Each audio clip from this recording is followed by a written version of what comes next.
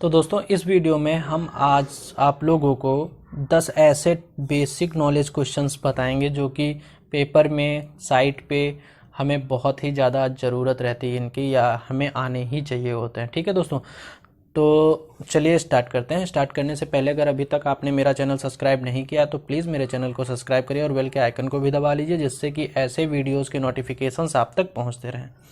ठीक है दोस्तों, तो अब हम रेशियो की बात करते हैं। तो ratio of grade of cement, ठीक है दोस्तों, तो ये M25 का जो रेशियो होता है 1:1:2 होता है। 1 क्या होता है, ये जो रेशियो होता है मैं यहाँ पे ऐसे इस फॉर्म में होता है, सीमेंट, सैंड एंड ग्रेवल्स या एग्रीगेट। ठीक है दोस्तों, इस सैंड को हम फाइन एग्रीगेट भी बोलते हैं,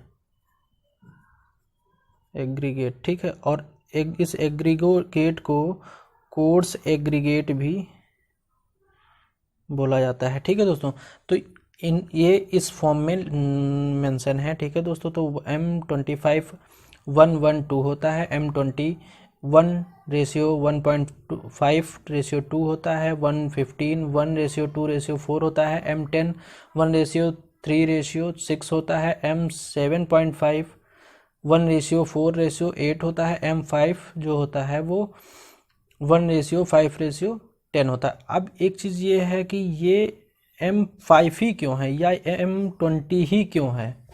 ठीक है दोस्तों, तो ये शो करता है स्ट्रेंथ यानी कि सेटिंग।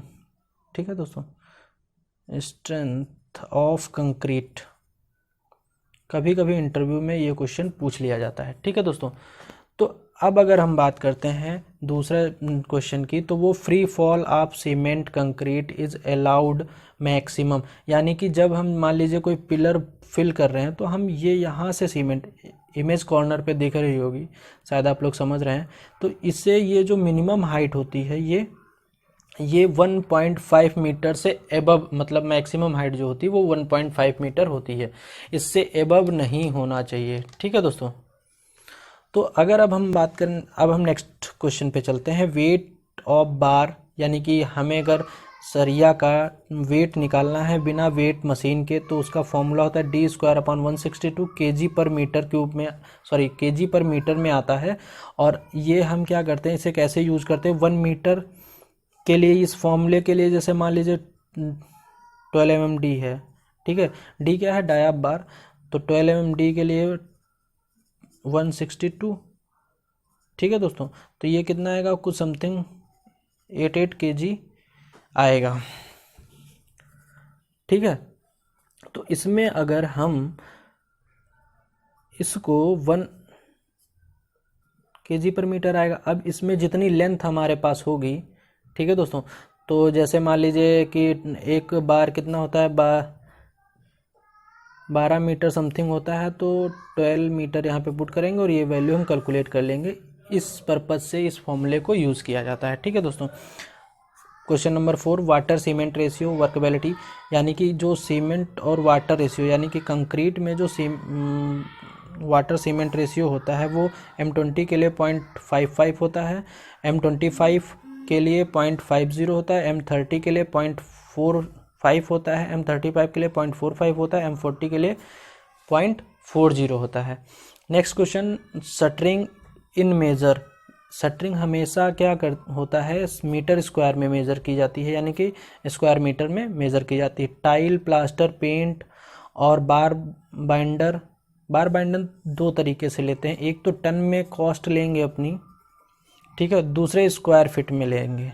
ठीक है दोस्तों, तो ये जैसे बड़ा प्रोजेक्ट होता है तो वो लोग टन के हिसाब से अपनी कॉस्ट का एस्टिमेट करते हैं, और अगर वो स्मॉल प्रोजेक्ट है, कोई घर बन रहा है या कुछ ऐसा है, तो वो स्क्वायर मीटर में भी ले लेते हैं। ठीक है दोस्तों, नेक्स्ट क्वेश्चन की बात करते हैं। तो शॉर्टकट इन ड्राइंग जो हमारी आर्किटेक्चरल ड्राइंग होती है वो शॉर्टकट की, मतलब शॉर्टकट ड्राइंग, उसके शॉर्टकट्स ये हैं। ठीक है दोस्तों, तो देखते हैं हैज़ का क्या रोल होता है। हैज़ के बाद जो डिजिट लिखी होती है, यानी कि अगर मान लीजिए 12 लिखा है, फिर @ 150 लिखा है, फिर ये CC लिखा है, तो इसका मतलब है ये डायमीटर है, मतलब डायमीटर ऑफ बार, ये नोटिफिकेशन है डायमीटर का। ठीक है, इसको कुछ लोग ऐसे भी लिख देते हैं। ठीक है दोस्तों, तो @ यानी कि स्पेसिंग, यानी कि ये जो 12 नंबर डाया बार है वो 150 स्पेसिंग की बात है। और सेंटर टू सेंटर ये होता है सेंटर टू सेंटर। ठीक है दोस्तों, तो सेंटर टू सेंटर मतलब मान लीजिए ये हमारे पास 12 mm डाया है, डाया बार है, और ये दूसरा 12 mm डाया बार। ठीक है, तो इसके सेंटर लाइन से ये इसका होता है ये सेंटर टू सेंटर। ठीक, ये एक्चुअली रिंग के केसेस में ज़्यादा सेंटर टू सेंटर होता है। ये 150 जो है ये रिंग की, मतलब रिंग का भी ऐसे ही गिवन होता है ना। तो जैसे मान लीजिए यहाँ 8 दिया हुआ है, तो रिंग का क्या करेंगे, मान लीजिए ये रिंग है हमारी।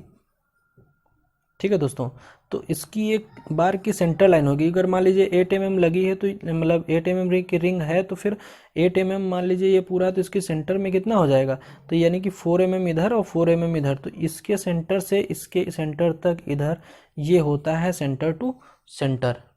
ठीक है दोस्तों, चलते हैं नेक्स्ट क्वेश्चन की तरफ। नेक्स्ट क्वेश्चन है हमारा बेंड डिडक्शन।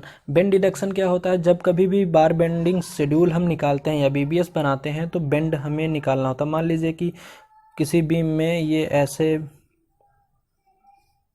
बार्स प्रोवाइड है, तो ये एक बेंड हुआ और एक ये बेंड हुआ। या मान लीजिए कि रिंग है, ठीक है गाइस, तो एक ये बेंड हुआ, ये और यहाँ पे 2 बेंड। ठीक है दोस्तों, तो ये बेंड होते हैं, इनको हम डिडक्ट करते हैं, क्योंकि ये जो है वो लेंथ जब बार की मुड़ती है तो फिर लेंथ कम हो जाती है, तो ये डिडक्ट करते हैं, यानी कि निगेटिव में जाते हैं। और ये 45 एंगल के लिए क्या होता है, 1D होता है 90। ये जैसे ये 90 डिग्री है, ये 90 डिग्री है, ये 90 डिग्री है। अब मान लीजिए कि आपका बार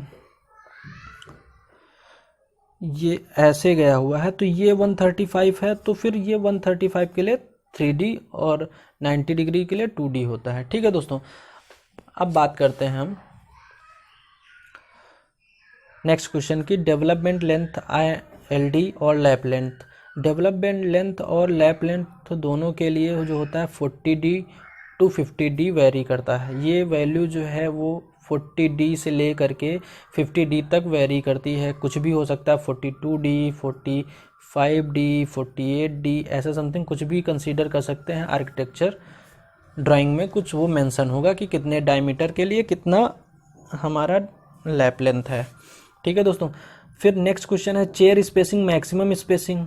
ठीक है दोस्तों, इज 1.1 मीटर और नंबर ऑफ पर, यानी कि जब देखिए पर मीटर स्क्वायर, यानी कि जैसे जो हम डबल जाल बनाते हैं जहाँ कहीं पे भी, तो कुछ ऐसी चेयर लगाते हैं। ये तो बॉटम जाल और टॉप जाल को रोकने के लिए। ठीक है गाइस, तो ये कुछ ऐसे ये ऐसे कुछ एक चेयर लगाते हैं। तो ये जो है वो पर मीटर स्क्वायर पे, यानी कि 1 स्क्वायर मीटर पे, ठीक है दोस्तों, एक चेयर 1 मीटर स्क्वायर पे होना अनिवार्य होता है। ठीक है दोस्तों, वो भी मिनिमम डाया कितना होना चाहिए इसका, 12 mm का। ठीक है, for dowels rod minimum of 12 mm diameter bars to be used. Dowels कहाँ निकालते हैं, मान लीजिए कि मैंने ये स्ट्रक्चर पहले से कंस्ट्रक्ट कर रखा है और ये हम दूसरा इससे ज्वाइंट करना चाहते हैं, तो इस कंस्ट्रक्शन जो कास्ट डाल चुके होते हैं कंक्रीट, उसमें हम ये डॉवल्स निकाल देते हैं, यानी कि बार निकाल देते हैं। ठीक है दोस्तों, ये मिनिमम कितना होना चाहिए, वो 12 mm का होना चाहिए। ठीक है दोस्तों, और ये जो लेंथ होती है वो लैप लेंथ से कम ना हो। ओके, या स्टेयर्स में कभी कभी हम छत से ऐसे निकाल देते हैं। ठीक है गाइस, तो ये भी हमारे डॉवल्स होते हैं। और ये भी किसी भी सूरत में ये जो लैप लेंथ होती है ये कतई लैप लेंथ से कम ना हो, यानी कि LD से कम ना हो। ठीक है, तो और ये कितने mm के होने चाहिए, 12 mm के मिनिमम। गाइज ये क्वेश्चंस थे, मैं ऐसे ही और क्वेश्चंस नेक्स्ट वीडियो में लेके आऊँगा आप लोगों के लिए। और उम्मीद करता हूँ ये वीडियो आप लोगों को अच्छा लगा है। अगर अच्छा लगा तो प्लीज़ मेरे चैनल को सब्सक्राइब करिए और बेल के आइकन को भी दबा लीजिए। मैं सिविल से रिलेटेड ऐसे ही टेक्निकल वीडियोस और टॉपिक्स लेके आता हूँ आप लोगों के लिए। ठीक है दोस्तों, तो मिलते हैं नेक्स्ट वीडियो में। Thank you.